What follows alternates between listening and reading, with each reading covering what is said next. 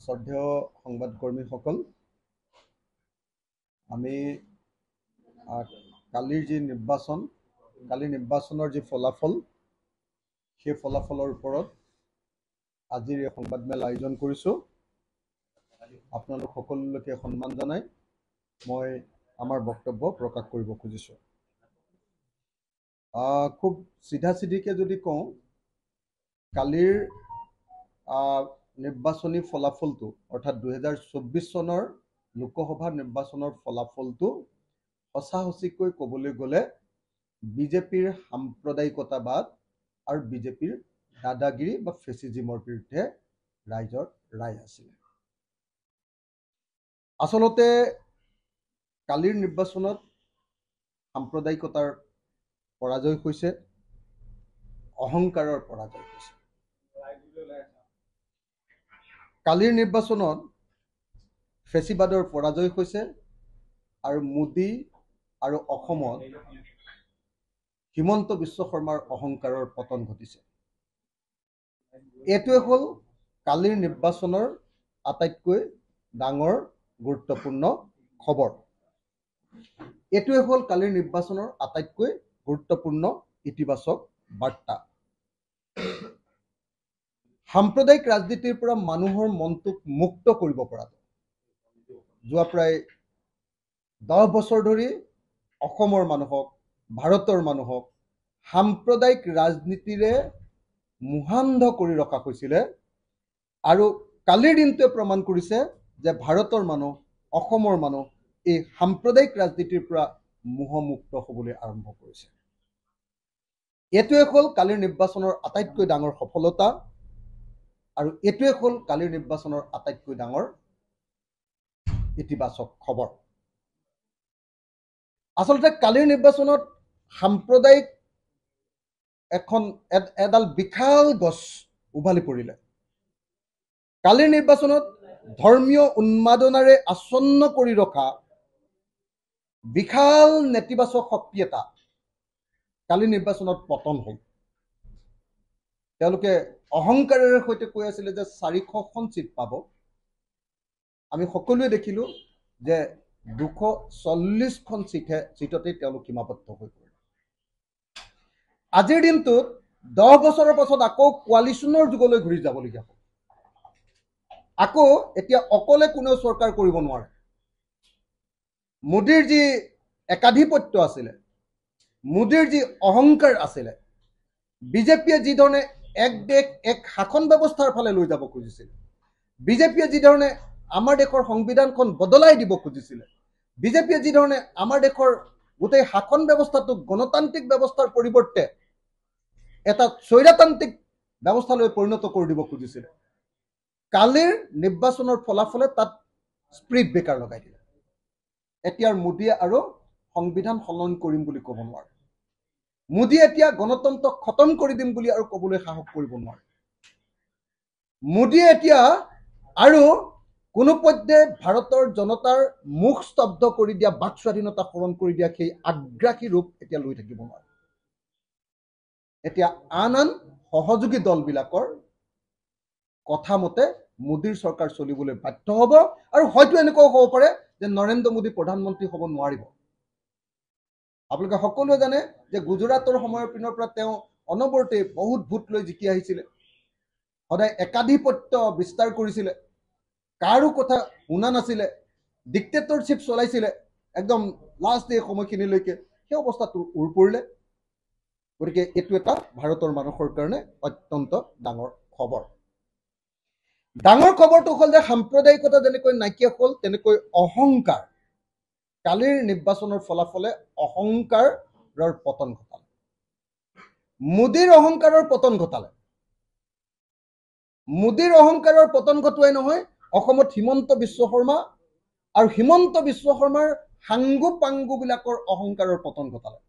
বিজেপিৰ সাম্প্ৰদায়িক ৰাজনীতি, বিজেপিৰ ফেচিবাদ আৰু বিজেপিৰ দম্ভৰ পতন, এইটো হ'ল পতনৰ আৰম্ভণি।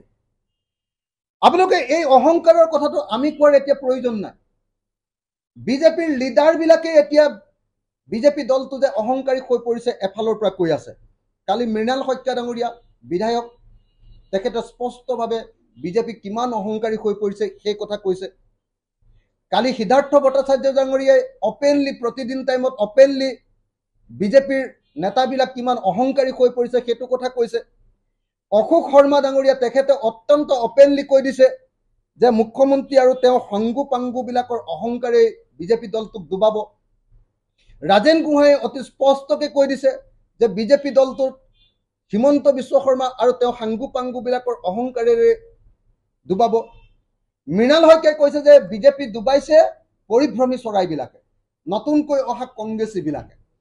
গতিকে আমি দেখিবলৈ পাইছোঁ যে এই মুহূৰ্তত আমি দেখিবলৈ পাইছোঁ যে বিজেপিৰ কালি অহংকাৰৰ পতন ঘটিছে, বিজেপিৰ কালি সাম্প্ৰদায়িকতাৰ পতন ঘটিছে, বিজেপিৰ যি সাম্প্ৰদায়িক মেৰুকৰণৰ ৰাজনীতি, বিষবাষ্প বিয়পাৰ ৰাজনীতি সেইটোৰ পতন ঘটিছে।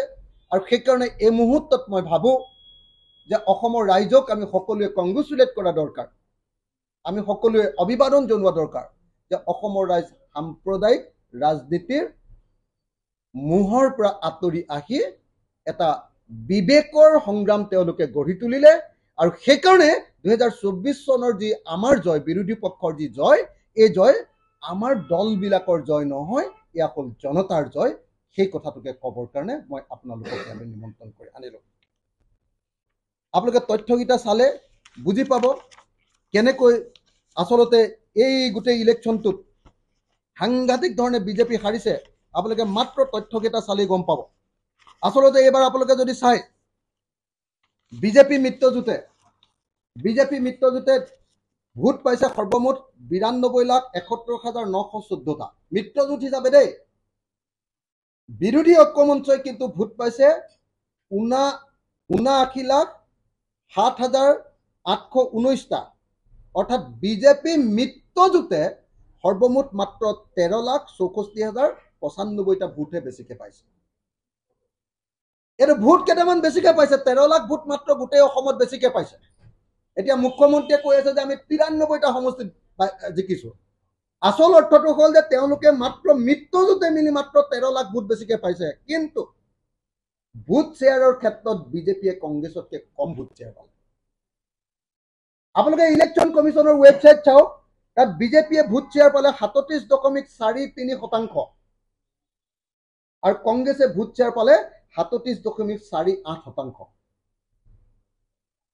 তাৰমানে বিজেপিতকৈ কংগ্ৰেছে ভোট শ্বেয়াৰৰ ক্ষেত্ৰত প্ৰায় 11% বৃদ্ধি পালে, 11% বেছিকে পালে। আনহাতে আমি দেখিছিলোঁ যে কিন্তু 2019 চনত কিন্তু ভোট শ্বেয়াৰৰ ক্ষেত্ৰত কিন্তু দেখা গৈছিলে যে বিজেপিয়ে বেছিকে পাইছে। বিজেপিয়ে পাইছিলে 36.41%, কংগ্ৰেছে কিন্তু পাইছিলে 35.79% 2019 চনৰ লোকসভা নিৰ্বাচন। এইবাৰ কিন্তু কংগ্ৰেছে ভোট শ্বেয়াৰ বেছিকে পালে, বিজেপিয়ে ভোট শ্বেয়াৰ কমকে পালে। এই কথাটো আমি সকলোৱে মনত ৰখা দৰকাৰ। আনহাতে আমি দেখিলোঁ যে এইবাৰ নিৰ্বাচনত আপোনালোকে নিজে দেখিলে যে বিজেপিয়ে যোৱাবাৰো 9টা চিট পাইছিলে, এইবাৰো বিজেপিয়ে 9টাহে চিট পালে। এইবাৰ এটাও চিট বিজেপিৰ নাবাঢ়িলে লোকসভা নিৰ্বাচনত। কংগ্ৰেছে যোৱাবাৰ 3টা পাইছিলে, কংগ্ৰেছে কিন্তু 3টাই পালে, সমানেই পাই থাকিলে। কংগ্ৰেছৰ ভোট শ্বেয়াৰ বাঢ়িলে। হিমন্ত বিশ্ব শৰ্মাই ক'লে যে নহয় আমি 11টা চিট পাইছোঁ, কিন্তু 11টা চিটটো আগতে AIDF পাইছিলে আৰু নৱশৰণীয়াই পাইছিলে আৰু এটা।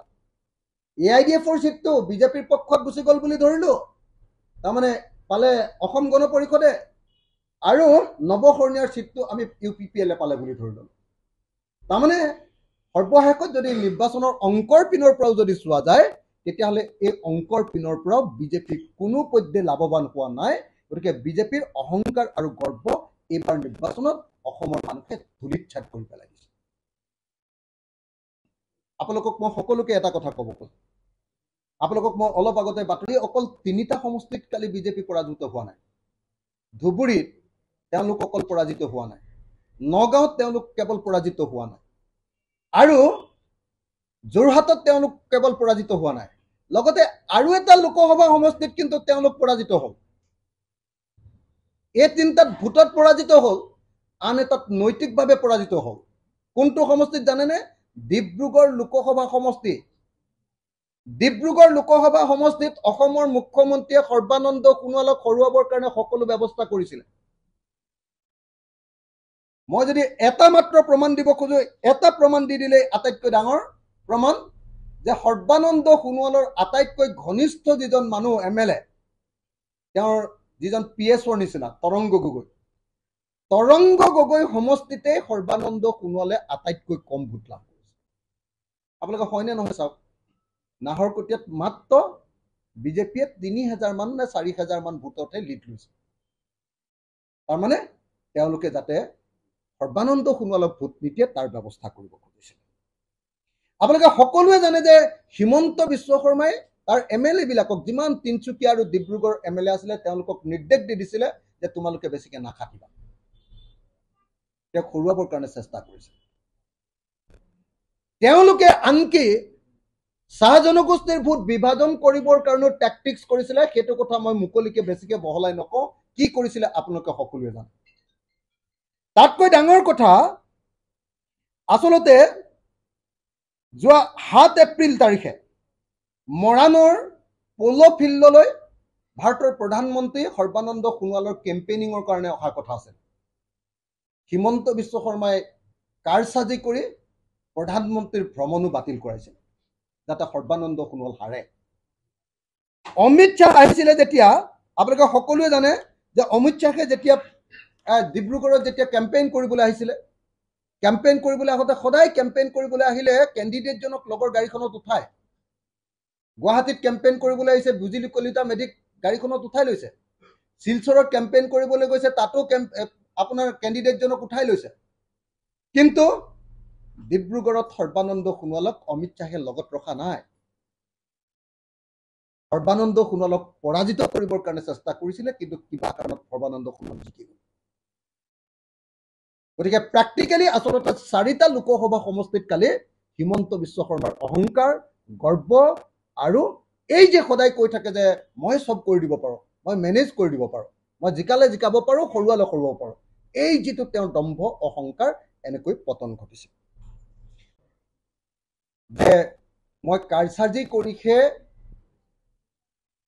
গৌৰৱ গগৈক যোৰহাটত নিৰ্বাচন খেলিবলৈ অনা বুলি ক'ব খুজিছে।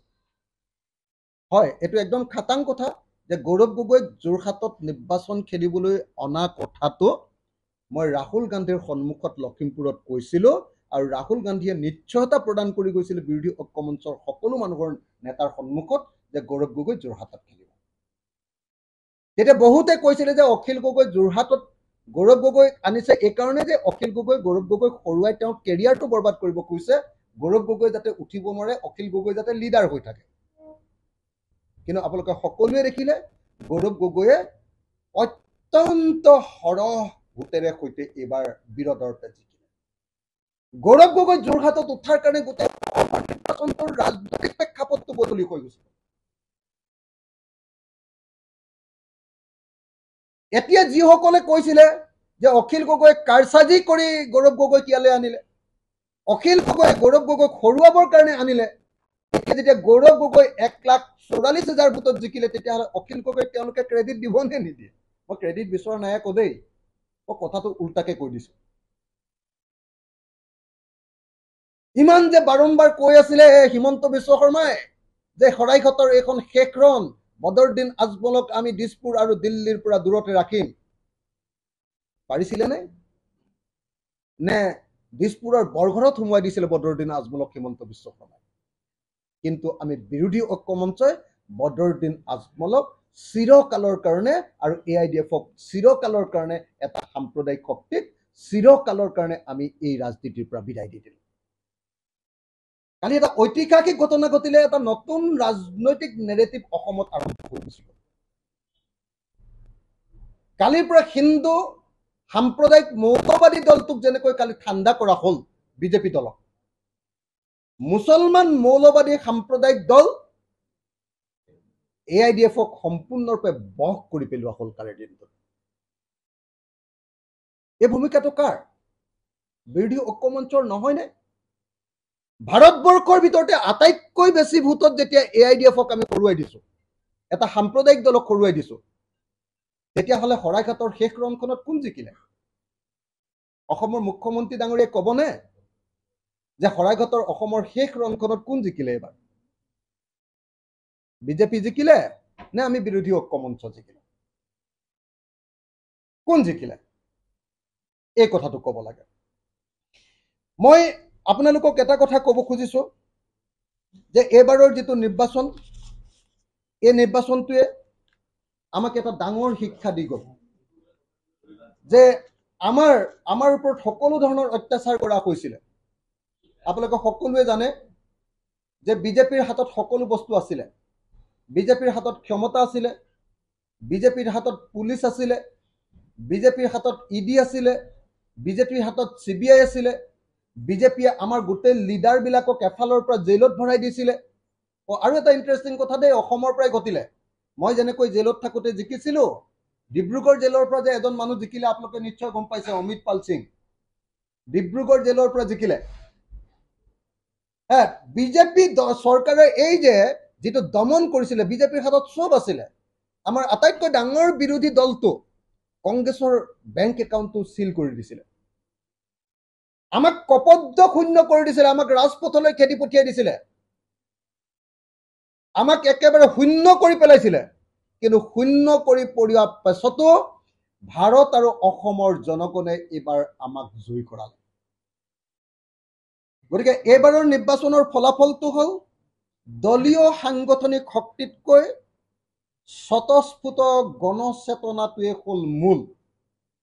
মই ভাবো যে 2024 চনৰ লোকসভা নিৰ্বাচনটো হ'ল স্বতঃস্ফূৰ্ত গণচেতনাৰ বহিঃপ্ৰকাশ। স্বতঃস্ফূৰ্ত গণচেতনাৰ ফচল আমি পালো 2024 চনৰ লোকসভা নিৰ্বাচন। এতিয়া আমাৰ কামটো হ'ল সেই যিটো স্বতঃস্ফূৰ্ত গণচেতনা, সেই স্বতঃস্ফূৰ্ত ৰাইজৰ ভূমিকাক আমি সাংগঠনিক শক্তিলৈ ৰূপান্তৰ কৰিব লাগে। আমাৰ বিৰোধী ঐক্য মঞ্চ আৰু ইণ্ডিয়া গোটৰ প্ৰধান কামটো হ'ব লাগে যে আমি বিজেপিৰ নিচিনাকে কোনো পধ্যে যাতে অহংকাৰী নহওঁ, আমি বিজেপিৰ নিচিনাকে যাতে শক্তিশালী দলটোৱে বাকীবিলাকক একদম মাৰ দিবলৈ চেষ্টা নকৰোঁ। মই আপোনালোকক এটা দৃশ্য দেখুৱাব খুজিছোঁ। মই আপোনালোকক এটা দৃশ্য দেখুৱালে বিজেপিৰ অহংকাৰৰ ৰূপটো, হিমন্ত বিশ্ব শৰ্মাৰ সাংগু পাংগুবিলাকৰ অহংকাৰৰ ৰূপটো মই আপোনালোকক মোৰ মোবাইলটোত এটা ভিজুৱেল দেখুৱাম, এটা ভইচ দেখুৱাম। আপোনালোকে এইটো শুনিলে অহংকাৰটো চাব দেই, কেনেকুৱা ধৰণৰ অহংকাৰ কি।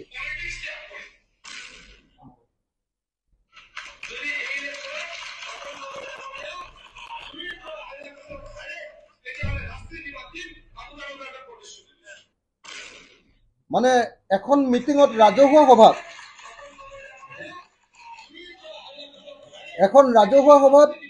পীযুষ হাজৰিকা ডাঙৰীয়াই কৈ আছে যে যদি তপন গগৈ ডাঙৰীয়া 2 লাখৰ পৰা 2.5 লাখৰ ভোটত হাৰে, মানে সিমান ভোটত জিকিব, তাতকৈ যদি কম ভোটত জিকে বা হাৰে, তেতিয়াহ'লে তেওঁ ৰাজনীতি ত্যাগ কৰিম বুলি কৈছিলে পীযুষ হাজৰিকা ডাঙৰীয়াই।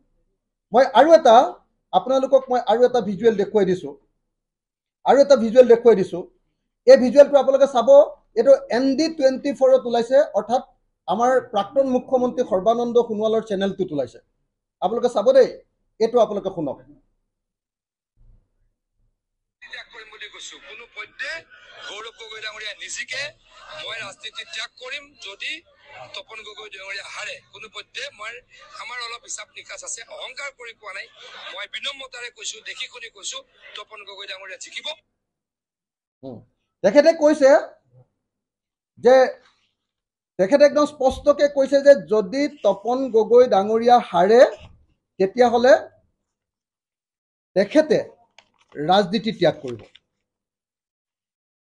আপোনালোকে আমাৰ দৈনিক জনমভূমি কাকতৰ সেইদিনাৰ লিড নিউজ আছিলে, চব দৈনিক জনমভূমি কাকতৰ এইটো লিড নিউজ আছিলে। কি বুলি লিড নিউজ আছিলে? গৌৰৱ গগৈ ভ্ৰমণৰ এদিনৰ পাছতে সোণাৰীত দল ত্যাগ কৰিলে 400 কংগ্ৰেছ কৰ্মীয়ে।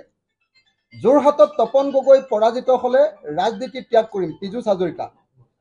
শিৱসাগৰত ক'লে অখিল গগৈয়ে কাৰচাজি কৰি গৌৰৱ গগৈ আৰু লুৰিণজ্যোতি গগৈক পৰাজিত কৰাৰ ষড়যন্ত্ৰ কৰিছে।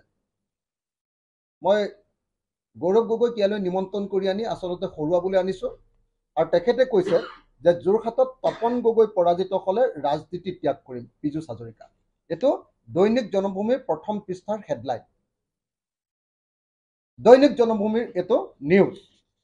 এতিয়া প্ৰথম কথাটো হ'ল যে আমাৰ সন্মানীয় মন্ত্ৰী পীযুষ হাজৰিকা ডাঙৰীয়াই সঁচাকে তপন গগৈ হাৰিলে আৰু এতিয়া তেখেতৰ কথা ৰাখিব নে নাৰাখে।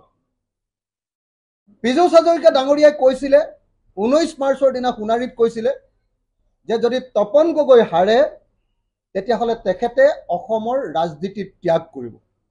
আৰু কৈছিলে যে মই অহংকাৰ কৰি কোৱা নাই, তাৰমানে অহংকাৰত কৈছে তেখেতে গৰ্ব কৰি অহংকাৰ কৰি কৈছে যে তপন গগৈ জিকিবই, 2 পৰা 2.5 লাখ ভোটৰ ভিতৰত ব্যৱধানত জিকিব। আৰু যদি গৌৰৱ গগৈ জিকে তেতিয়াহ'লে তেওঁ ৰাজনীতিয়ে নকৰে, তেনেকুৱা ধৰণৰ চূড়ান্ত অহংকাৰ তেখেতে প্ৰকাশ কৰিছে।